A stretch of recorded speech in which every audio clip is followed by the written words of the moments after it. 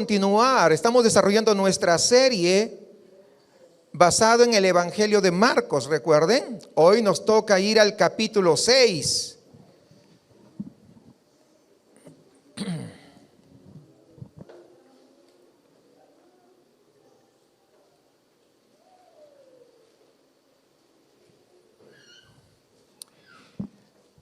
Y vamos a leer los primeros 6 versículos de este capítulo 6. Marcos 6, del 1 al 6.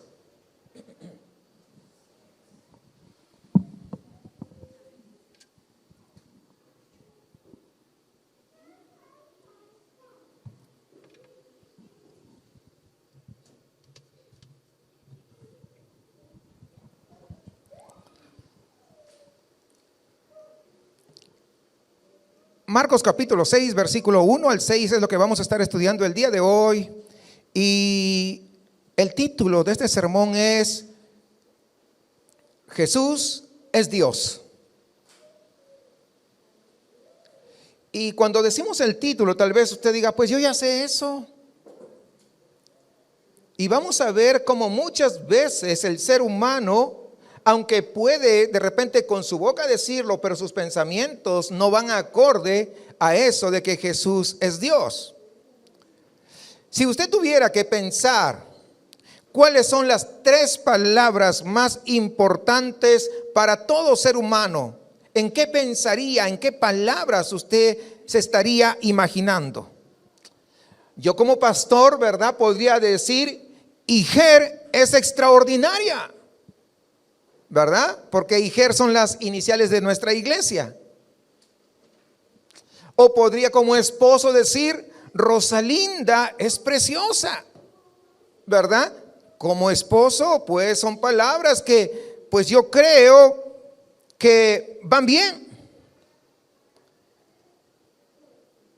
Pero aunque sean importantes estas palabras que acabo de decir, como pastor o como esposo, ¿saben qué? Realmente no son las más importantes que todas las personas podrían decir.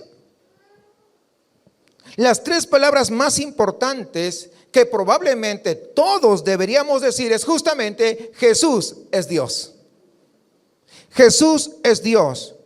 ¿Por qué es lo más importante? Porque una vez que usted cree eso con certeza, no solamente de manera intelectual, sino también con el corazón, una vez que usted acepta esta verdad muy radical, de hecho, de aquel hombre que caminó en esta tierra, que se ensució los pies caminando sobre pues los caminos polvorientos de Israel, a quien la gente podría muy bien oír, a quien la gente podría tocar, a quien la gente de hecho podía ver, Él es el Hijo de Dios.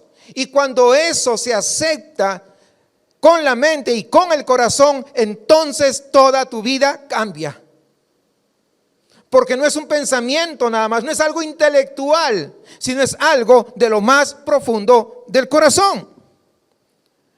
Una vez que tú aceptas, que tú entiendes, que tú comprendes y reconoces que Jesús es Dios, es imposible que tu cosmovisión, que tu forma de ver el mundo sea igual, porque sabes que cuando tú entiendes esto, entonces serás cambiado, serás transformado hasta lo más profundo de tu médula.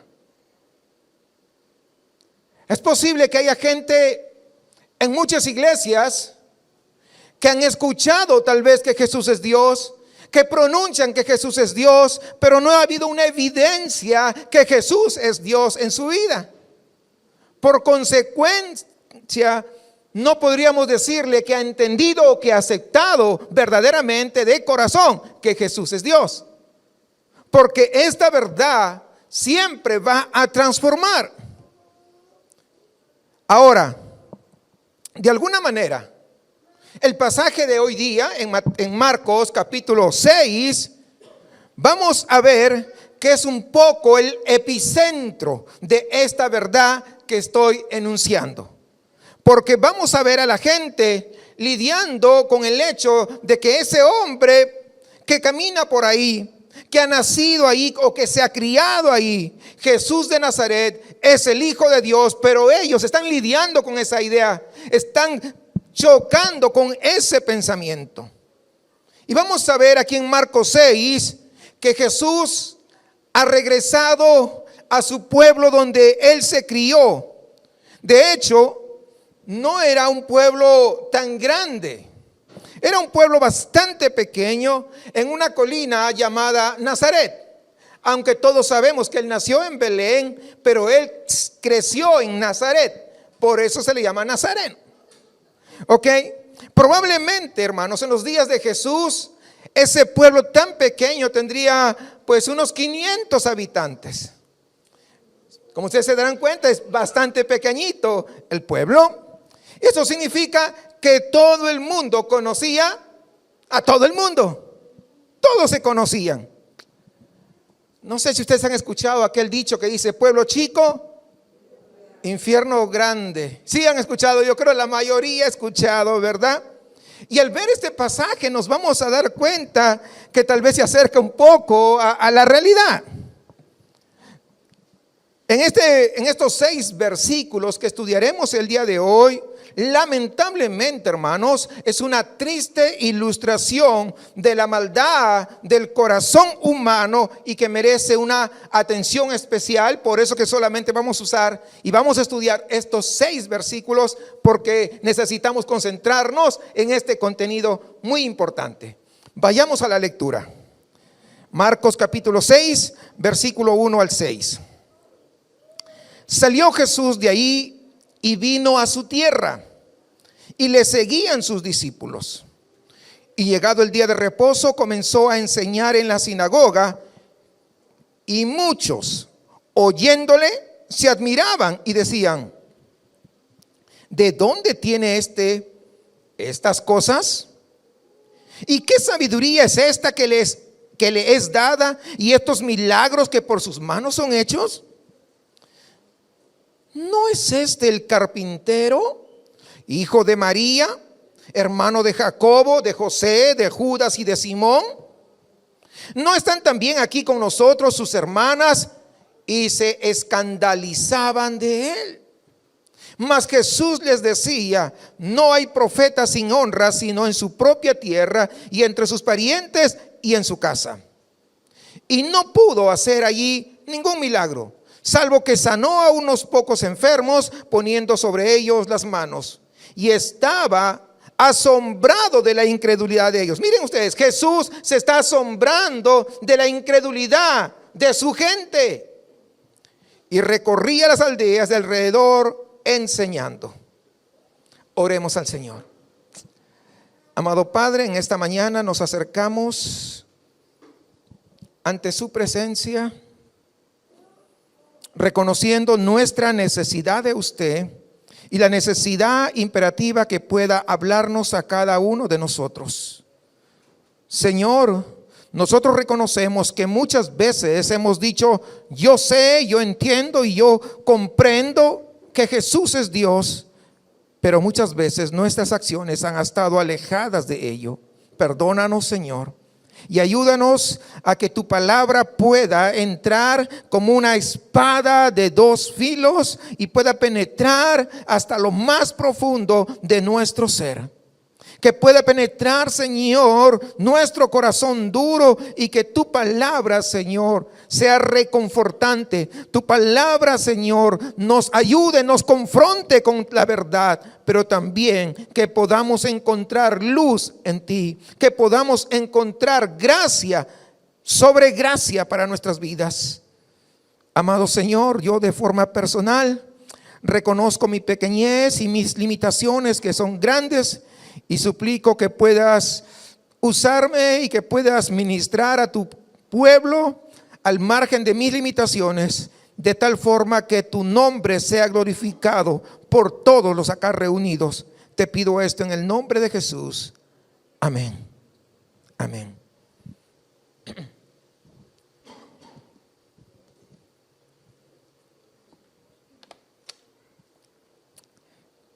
Disculpen, hermanos, que la contaminación de todas estas semanas que ha venido me está afectando más de la cuenta. Y vemos, hermanos, en esta lectura, en primer lugar, la tendencia del ser humano a infravalorar las cosas con las que está familiarizado. ¿Qué quiero decir? Es que no los valora lo suficiente. Los tiene muy por abajo. Y uno de los lugares más difíciles para vivir nuestra vida cristiana, definitivamente, ¿sabe cuál es? La casa. Es nuestro hogar. Es en casa, es donde mejor nos conocemos. ¿Es verdad o no? Y es en nuestra casa en donde nuestro verdadero yo sale a relucir con más frecuencia. Y dado que cada uno de nosotros nos conocemos, sabemos que somos personas pecadoras. Y es allí muchas veces donde más lo demostramos, en nuestra casa. Es en nuestra casa que nosotros llegamos a conocer bastante bien los pecados y las debilidades de los demás. ¿Es cierto? Feliz es el hogar que aprende a amar, que aprende a perdonar y que aprende a extender gracia los unos con los otros. De hecho, hermanos, creo que todos estamos de acuerdo que es bastante difícil vivir la vida cristiana cuando todos en el hogar son cristianos. Es difícil vivir dentro del matrimonio, aun cuando los dos o los cuatro, los que sean integrantes de la familia sean cristianos. Pero se vuelve aún mucho más difícil cuando el hogar es una mezcla de creyentes e incrédulos. Cuando Cristo es el centro de tu vida, pero Él no es el centro de tu hogar, eso muchas veces puede traer división. Muchas veces trae angustia. Puede ser muy difícil vivir la vida cristiana en un hogar no cristiano. Ahora bien, parte de eso, hermanos, se debe a que nosotros todavía somos personas pecadoras que están en un proceso de santificación, pero no somos santos completamente. El Señor está trabajando con nosotros, ¿verdad? Perfeccionándonos día con día, semana con semana, mes tras mes, pero aún todavía no somos perfectos y por eso ocurren estas situaciones. Pero además, parte de eso es solo el hecho del evangelio mismo. Porque miren esto, el evangelio trae salvación ¿a quiénes? A los que creen. Eso nos dicen las escrituras, pero también trae división entre los cristianos, los creyentes y los no creyentes.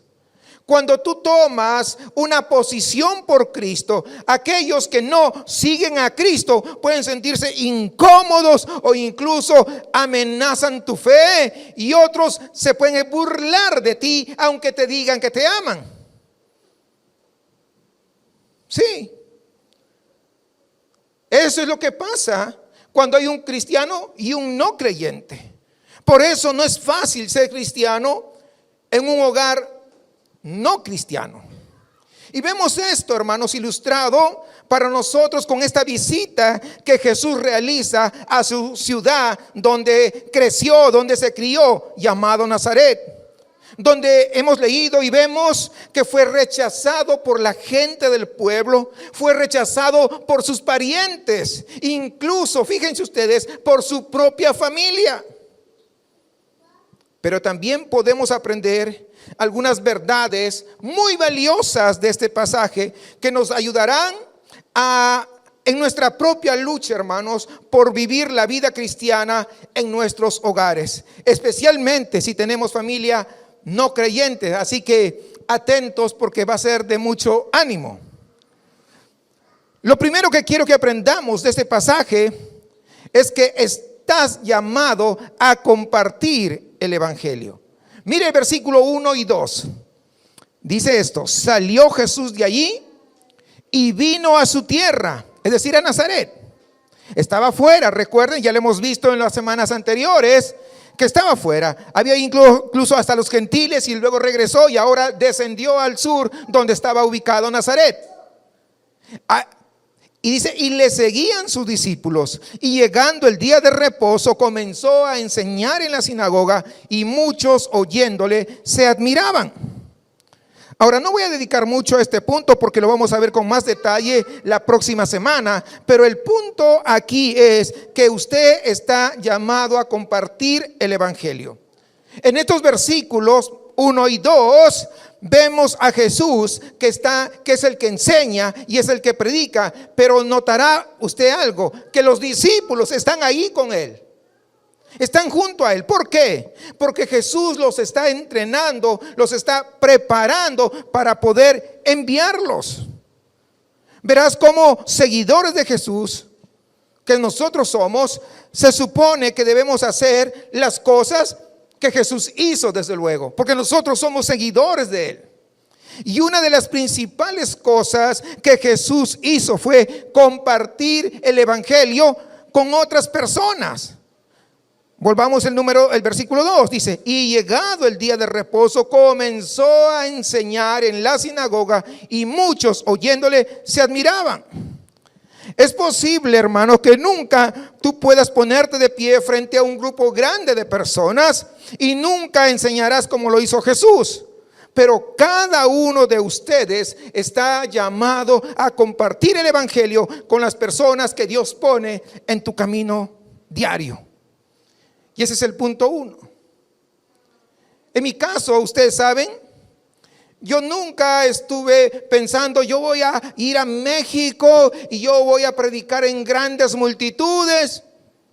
No, nunca ni se me había cruzado. Pero cuando me enviaron la invitación para ir a predicar a un gran lugar, un gran auditorio donde había más de 5,000 jóvenes, hasta lo dudé, pero Dios es Dios y me llevó y prediqué. O en un estadio allá en Guatemala también, ¿verdad? Donde pues nuestro hermano Miguel también nos acompañó y era una gran multitud. Pero yo nunca dije voy a predicar en esos lugares, ni tenían ni la menor idea. Pero Dios nos usa. Lo que tenemos que estar es dispuestos a llevar el evangelio una y otra vez, y cada vez que la oportunidad se presenta es mostrar el evangelio. Es lo primero que vemos en este primer punto. Y lo cual estaría muy bien si no fuese por el punto 2 que voy a mencionar, que es que el evangelio, hermanos, ¿saben qué? Es ofensivo para la gente. Sí. Porque fíjense bien, vamos a ser honestos, ¿ok? Si el evangelio, hermanos, no ofendiera a nadie, todos nosotros estuviésemos compartiendo el evangelio en todo el tiempo. Si la gente anhelara escuchar el evangelio y cada vez que tú compartieras el evangelio, la gente diría, oh, tienes mucha razón, me arrepiento, confesaran su pecado y pusieran su fe en Cristo, inmediatamente nadie podría impedirte compartir el evangelio. Pero la verdad de las cosas, ¿cuál es? Es que el evangelio es ofensivo para la gente. Siempre lo ha sido y siempre lo será, al menos hasta que Cristo regrese. Exactamente. Ahora bien, algunos tal vez digan, ¿a poco, pastor? ¿De qué manera es ofensivo el evangelio para las personas? Bueno, déjame mostrarte 3 cosas en estos versículos que hemos leído. En primer lugar, la gente rechaza la fuente del evangelio. Vemos esto en la pregunta que dice, ¿dónde? Del versículo 2 dice, ¿de dónde tiene refiriéndose a Jesús, estas cosas? Es lo que ellos preguntaron. La gente, hermanos, estaba asombrada por la enseñanza de Jesús, pero cuestionaban, ¿qué cosa? La fuente de la enseñanza. Ellos estaban impresionados por Cristo, pero no estaban dispuestos a admitir que su enseñanza provenía directamente de Dios. ¿Por qué? Porque esto significaría que ellos tendrían que someterse a esa enseñanza. Es de la misma manera, hermanos, con el evangelio. Cuando tú compartes el evangelio con los incrédulos, lo descartarán como una tontería, como un camino más de los muchos que hay para llegar a Dios. O simplemente, oye, tú no me vas a convencer, esa es tu creencia personal, pero yo creo otras cosas. No lo aceptarán como si viene de parte de Dios directamente. ¿Por qué? Porque si el evangelio es verdaderamente la revelación de Dios, entonces esa gente a la que tú estás compartiendo, ellos saben que serán responsables delante de Dios. Y entonces, ¿qué hacen? Rechazan la fuente, tal como lo hizo la gente de Nazaret. ¿Vas entendiendo por qué rechazan? En segundo lugar, la gente rechaza el contenido del evangelio. Primero fue la fuente, o sea, de quién proviene, pero ahora vamos a ver que rechazan el contenido. Y esto vemos en la pregunta que dicen, ¿qué? Del versículo 2. ¿Qué sabiduría es esta que le ha sido dada, que hasta hace milagros? Fíjense, amados hermanos, una vez más, la gente estaba impresionada, con la boca abierta, los ojos cuadrados, se le quedaban de ver lo que pasaba. Y Marcos nos dice que estaban asombrados, pero su asombro no resultó en fe. Fíjense bien, su asombro no resultó en fe. Estaban asombrados por la sabiduría de Jesús, estaban asombrados por los milagros de Jesús, pero aún así rechazaron el contenido de su enseñanza. No confiaban en eso, no estaban seguros qué hacer con todo eso que ellos estaban vivenciando. Y aprendemos en el versículo 5 que Jesús en realidad no hizo muchos milagros en Nazaret. Así que aparentemente los milagros de los que hablaron aquí fueron los milagros anteriores a esta oportunidad. Habían oído hablar de todos los milagros que Jesús había estado haciendo en las otras ciudades. Ahora incluso lo habían escuchado enseñar en su propia sinagoga, en su ciudad donde él había crecido. Pero en lugar de poder ejercer fe, parece que están desconfiando de este Jesús. Ahora bien, ¿acaso no es esa la forma en que la gente a menudo se relaciona con el evangelio? Cuando tú aceptas a Cristo en tu vida, tu familia y tus amigos normalmente tratan con esa sospecha. Oh, ahora que ya te hiciste religioso. No, a ti te han llevado a esa iglesia, te han hecho un lavado de cabeza y por eso, no, un lavado de cerebro y te han cambiado y por eso, no, a mí no me vengas con esas cosas. ¿No es cierto? ¿Es verdad o no? ¿O me estoy equivocando? Por supuesto que no. Tienen miedo de que tú los intentes convertir, como si necesitaran ser convertidos. El evangelio es ofensivo entonces para las personas porque lo rechazan tanto la fuente como el contenido del evangelio. ¿Van viendo esas dos cosas? Pero en realidad todo lo que estoy hablando se reduce a que están rechazando, ¿sabe a quién? A Jesús. A Jesús. Están rechazando a la persona de Jesús. Así que pasamos de las preguntas ¿dónde y qué? Del versículo 2 a la pregunta ¿quién? Del versículo 3. Porque fíjese lo que dice el versículo 3. ¿No es este el carpintero? O sea, ¿no es este el carpintero de la colonia? Para que me entiendan un poquito, ¿verdad? ¿No es ese el que me hizo los banquitos?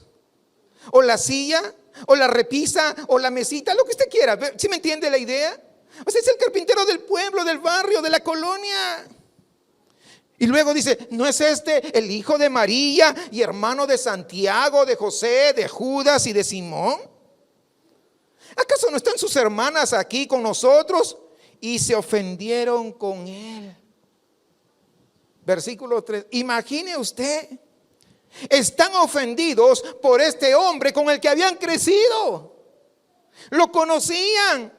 y que ahora está demostrando pues sabiduría y está demostrando poderes tan extraordinarios, tan milagrosos. Entonces empiezan diciendo: ¿no es este el carpintero?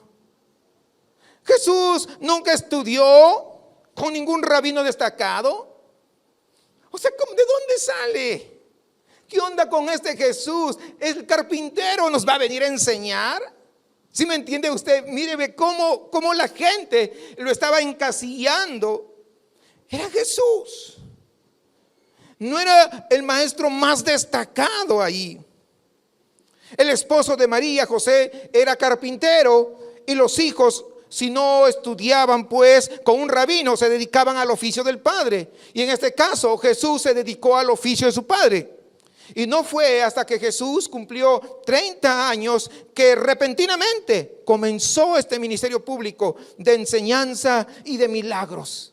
30 añitos, porque 30 años era considerado ya la mayoría de edad para tomar sus decisiones.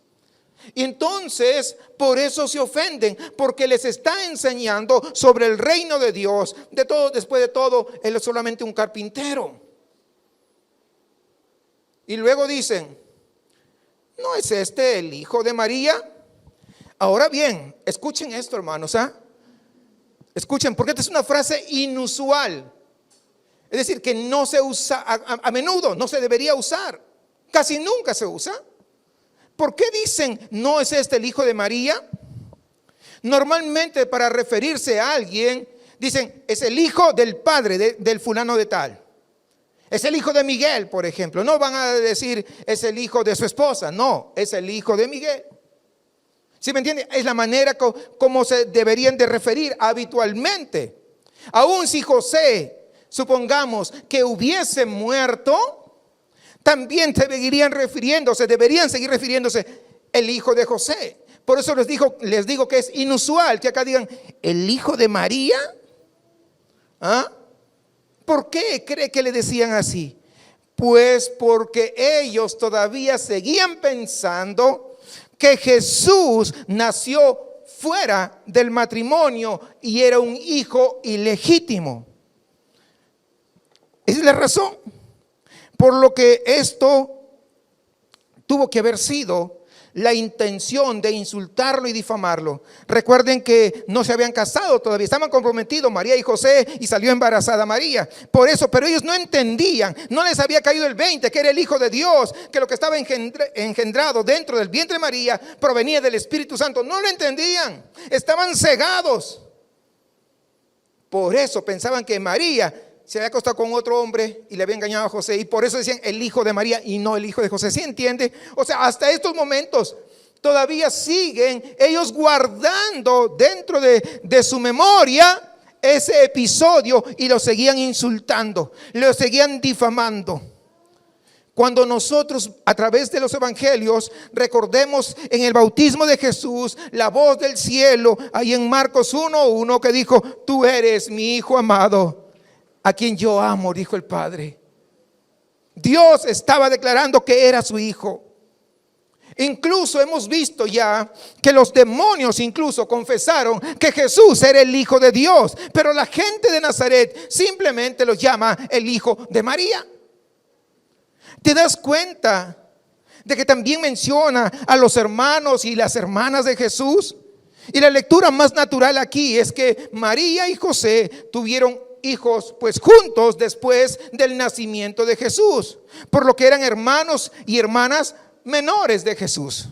Sin embargo, algunos han argumentado que en realidad estos eran hermanos mayores de un matrimonio anterior de José, pero no hay ninguna evidencia de eso, solamente son puras suposiciones para poder implantar su doctrina de la virginidad de María. Nada más, porque leyendo acá de manera natural podemos ver que son los hermanos de Jesús, medios hermanos, vamos a decir así, ¿verdad? Pero son hijos de María y de José, o de José y de María. Eran hermanos de Jesús. Y a todos, si usted se da cuenta, a todos los hermanos le dan nombres sensatos y nombres bíblicos que concuerdan bien con lo que nosotros sabemos de José como un hombre justo y devoto y temeroso del Señor. Y aunque en el principio sus mismos hermanos, estoy redundando, pero pues los mismos hermanos de Jesús no creían en Jesús, sabemos, hermanos, que algunos de ellos sí creyeron más adelante. Santiago, por ejemplo, pasó a ser pastor, el primer pastor, de hecho, de la iglesia de Jerusalén.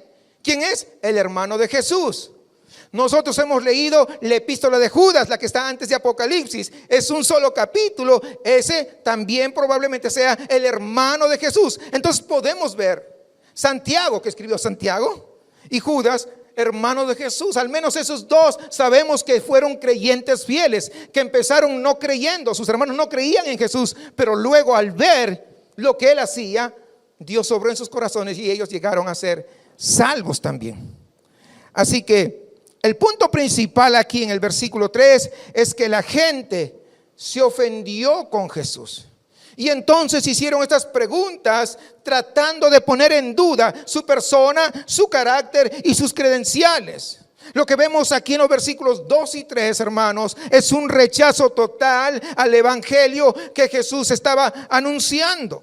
La gente de Nazaret rechazó la fuente de la enseñanza de Jesús, rechazó el contenido de su enseñanza y rechazó a la persona misma de Jesús. Imagínense ustedes la dureza del corazón. Hermanos, nosotros no somos tan diferentes muchas veces. ¿O sí? ¿Será que nosotros somos más santos que ellos? Pues no lo creo.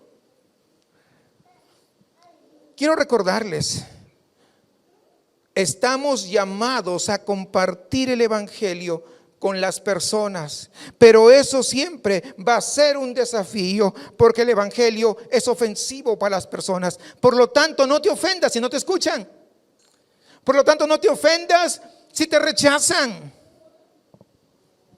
Por lo tanto, no te agüites si de repente no resulta como tú esperas que resulte. Si a Jesús lo rechazaron, si a Jesús no lo creyeron, imagínate a nosotros. La gente no quiere que le digan que están equivocados. No quiere que les digan que son pecadores bajo el juicio de Dios. La gente no quiere que se les diga que no son lo suficientemente buenos para Dios.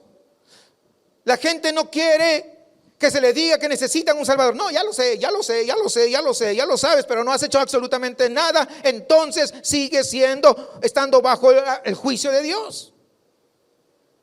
Pero la gente no quiere que se le diga. Ahora, y en lo que respecta a Jesús, la gente está muy contenta de reconocer a Jesús como un buen hombre, o de repente como un maestro muy sabio, o incluso como un profeta de Dios, pero no quieren reconocerlo como el Hijo de Dios. Ese es el punto. No. ¿Por qué? Porque eso significaría que esa gente son responsables delante de Él y que tendrían que seguirle como Señor y Maestro de sus vidas, a menos que no lo quieran reconocer como tal. Es difícil compartir el evangelio porque el evangelio es ofensivo para la gente. ¿Y sabes qué? ¿Algo más? Sí. Es más difícil compartir el evangelio en nuestra propia casa. Una razón es porque tu familia te conoce mejor. Creo que a eso se refiere Jesús en el versículo 4 cuando Él dijo: solo en su pueblo natal, entre sus parientes y en su propia casa hay un profeta sin honra. Eso era un proverbio en los tiempos de Jesús. Era como decir en la actualidad: la familiaridad engendra desprecio. Ahora, eso no significa un rencor. No. Porque lo que significa es que muchas veces tendemos a minimizar o dar por sentado a aquellos que nosotros conocemos más de cerca. Por ejemplo, te voy a poner un ejemplo. Muchas veces las personas están dispuestas a pagar miles de pesos por un cantante que de repente venga a la Arena Monterrey. Pero la familia de ese cantante famoso, aunque él presente un concierto gratuito en su casa, no van a estar dispuestos a ir muchas veces. Ah, sí, ya sé que canta, punto. ¿Sí me entiende? O sea, otra gente le da más valor. Otra gente le dice, oh, no, yo estoy dispuesto porque quiero escucharlo. Ahora, este principio que estoy hablando es aún más profundo en los asuntos espirituales. Porque algunas de las personas más difíciles de ganar para Cristo, ¿sabe quiénes son? Son los miembros de tu propia familia, porque te conocen muy bien. Ellos ya saben lo que crees. Ellos conocen tus fortalezas y también conocen tus debilidades. ¿Y en qué se fijan normalmente ellos? En tus debilidades. Sí. No estoy hablando de hogares donde los dos padres son cristianos y están criando a sus hijos en la fe, que ya es difícil. Estoy hablando de una cosa completamente diferente. Me refiero a cuando el cónyuge, uno de los cónyuges, no es cristiano. Puede ser que llegó a la iglesia alguna vez, pero eso no lo hace cristiano. O a tus padres, o a tus hermanos, a tus hermanas en Cristo. Eso es difícil, porque tu familia te conoce mejor y de alguna manera eso hace que sea más difícil compartir el evangelio con ellos. Otra razón por la que es más difícil en casa es porque la incredulidad es un factor limitante. Dice el versículo 5, acá no pudo hacer ningún milagro ahí, excepto poner sus manos sobre unos pocos enfermos y sanarlos, y estaba asombrado de su falta de fe. Fíjense bien, esta falta de fe en Nazaret fue un factor limitante en lo que Jesús podía hacer por ellos a través de los milagros. No hizo muchos. Esto de alguna manera, si usted recordará, contrasta con lo que vimos la semana pasada, cuando una mujer con fe simplemente se acercó y tocó el borde del manto de Jesús, y esta mujer inmediatamente fue sanada. Entonces, la incredulidad es un factor limitante. Cuando vives en un hogar dividido, estás limitado en lo que tú puedas hacer por Dios. Si solo hay un padre cristiano o una madre cristiana, es mucho más difícil criar hijos cristianos comprometidos. Muchísimo más difícil. Si hay un niño rebelde en el hogar, esto va a desequilibrar a toda la familia. Cuando tus padres no creen, es un desafío para ti seguir creciendo en tu fe. Pero ¿saben qué? A todos ustedes les digo, sigan adelante. ¿Por qué? Porque Dios está contigo y Dios te ayudará. Y Él, ¿sabes qué? Tú necesitas seguir confiando en Él. Él ha prometido que no te dejará, que no te desamparará, que estará contigo todos los días de tu vida. Es interesante, hermanos, a menudo leemos en Marcos acerca de otras personas asombradas por Jesús, pero aquí en este pasaje es el único lugar donde Jesús se describe que está asombrado por ellos. ¿Y de qué se asombra Jesús? Está asombrado de su obstinada incredulidad. Está asombrado de la falta de fe que está frenando el poder de Dios para poder ayudarlos, para poder hacerles bien, para traerles sanidad y traerles salvación. Imagínense. Por lo tanto, no te sorprenda cuando en tu hogar te rechacen, cuando en tu hogar digan, ya cállate, habla de otras cosas. Recuerda, a Jesús le hicieron lo mismo y tú di, bueno, estoy en el mismo equipo de Jesús, y eso te traerá tanto consuelo. En lugar de agüitarte, no, estoy en el mismo equipo de Jesús. A Él le hicieron lo mismo, así que estamos en el mismo equipo. ¿O quiere estar del equipo contrario? Ahora, el evangelio es ofensivo para la gente y es bastante difícil compartir a Cristo con personas fuera del hogar. Pero es aún más difícil en casa, porque tu familia te conoce más y la incredulidad es un factor limitante. Probablemente alguien vaya a alguna iglesia donde no hay una sana doctrina y tú que conoces la sana doctrina quieras compartir y quieras hablarle, y vas a ver también el rechazo de que los que se dicen cristianos, que asisten a alguna iglesia, pero que no han sido formados bajo la sana doctrina, te van a decir, no, las cosas no son así. A mí me enseñaron que yo solamente daba la palabra y las cosas son hechas. O yo voy a ayunar 7 días y Dios tiene que darme lo que le pido. Tontería y media te van a decir. No, hermanos. Tú estás en la palabra, mantente en la palabra. Que la palabra sea la que te guíe, la que te dé dirección. A Jesús lo rechazaron. Jesús, el Hijo de Dios, ¿quién es este? No dude que a usted también le digan, ¿y tú quién eres para enseñarme? No, yo sé más que tú. Permítame ir a la parte de la conclusión esta mañana con 3 aplicaciones específicas de lo que hemos aprendido en este pasaje y luego desarrollaré una idea más. Número 1, esto es especialmente para los jóvenes. Atentos, jóvenes, hombres y señoritas, atentos. No te cases con un incrédulo, aunque asista a la iglesia. Si no es un fiel creyente, si no hay frutos, no hay una evidencia de frutos, ten cuidado. No porque sea guapa, no porque sea el galán. No, olvídate de esas cosas. No te cases con un incrédulo. Ya sabes, ya es bastante difícil vivir la vida cristiana en casa. Y es allí donde muchas veces los cristianos bajan la guardia. No, es que yo no puedo vivir sin él. Ay, es que yo sueño con ella todos los días. Ahí es donde se cometen la mayoría de errores. No, es que mira, hijo o hija, con él sí tienes futuro. Tenga cuidado.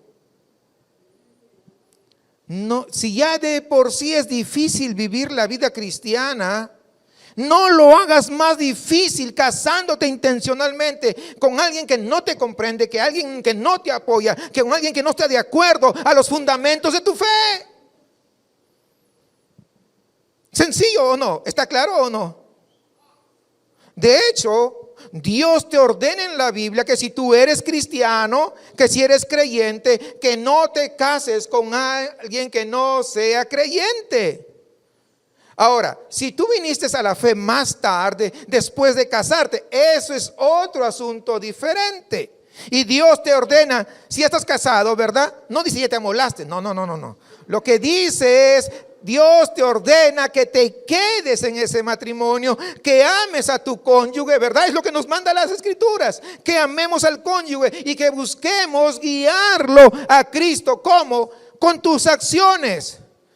Pero si no estás casado, si no estás casada y eres un cristiano genuino, estás desobedeciendo directamente a Dios si tú eliges casarte con un incrédulo. No lo hagas. Ya vimos que es difícil la vida cristiana. Imagínate con un incrédulo. ¿Cómo va a ser? Peor, pues. Número 2. Dije son 3 puntos. Vamos por el segundo. De la conclusión. Vive tu fe en casa lo mejor que puedas. Permíteme mencionarte aquí 4 cosas en particular. En primer lugar, orar. ¿Qué significa? Ora por los miembros de tu familia. Ora por su salvación si aún no conocen a Cristo. Ora por su crecimiento espiritual si ya son cristianos. En segundo lugar, dentro de este mismo punto, pues sé ejemplo. Obviamente, tú no puedes compartir el evangelio con tus seres queridos, desayuno, almuerzo y comida, porque se van a cansar, se van a aburrir. Pero ¿sabes qué puedes hacer? Puedes dar el ejemplo con tu vida.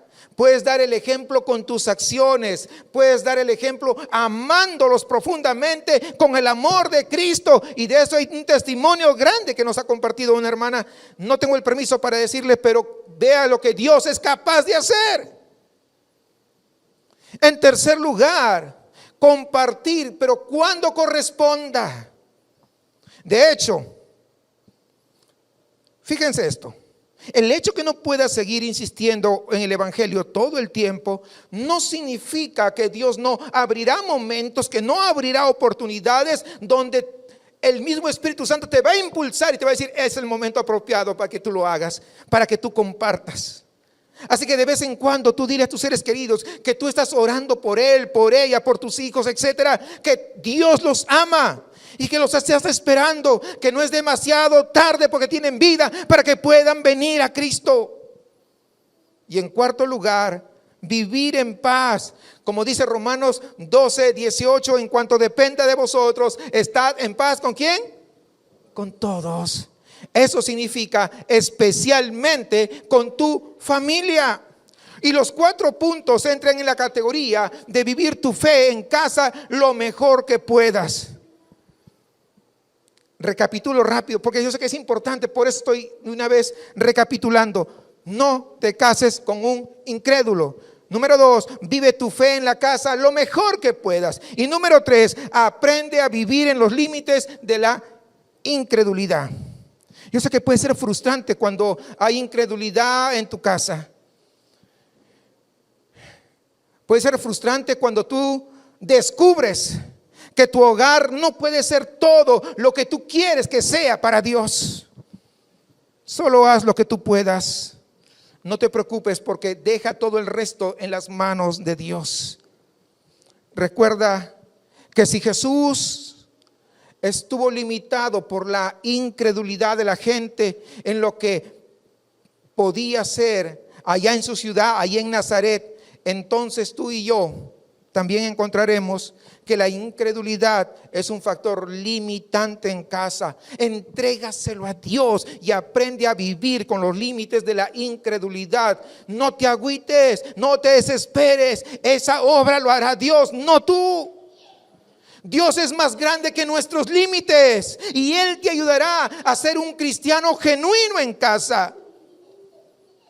Y tengo que decir esto, ya para concluir, que el evangelio de Marcos, junto con el resto de evangelios, debido a esta gracia de mostrar la gloria de Dios en Cristo, ¿saben qué? Présteme atención, no nos deja la cómoda libertad de una aceptación superficial y políticamente correcta a Jesús. No se puede leer los evangelios y decir que Jesús sí era un gran hombre. Eso no basta. Tú no puedes leer los evangelios y decir: oh sí, Jesús fue un profeta maravilloso, que fue un hombre de una compasión inusual. No. Los evangelios, hermanos, no te dejan la libertad, porque los mismos evangelios declaran: esta es la esperanza del universo, este es el cumplimiento de los profetas, este es Jesús el Cristo, el Hijo de Dios. Y entonces Él es el Hijo de Dios, o es un lunático delirante, o es un blasfemo mentiroso. Tú decides, ¿le vas a creer a Cristo o no? No hay más, no hay medias tintas. ¿Lo vas a amar o no lo vas a amar? Él es tu rey o Él simplemente no lo es. No hay, yo sí creo, pero déjame a medias. No, eres o no eres, blanco o negro, no hay grises. Es imposible. La única respuesta es inclinarte ante su divinidad y comenzar a vivir bajo la luz de su señorío. Es encontrar su gloria como la mayor gloria que cualquier otra gloria que hayas perseguido. El que satisface por completo todo lo que tu alma muchas veces está necesitando y buscando en otros lugares.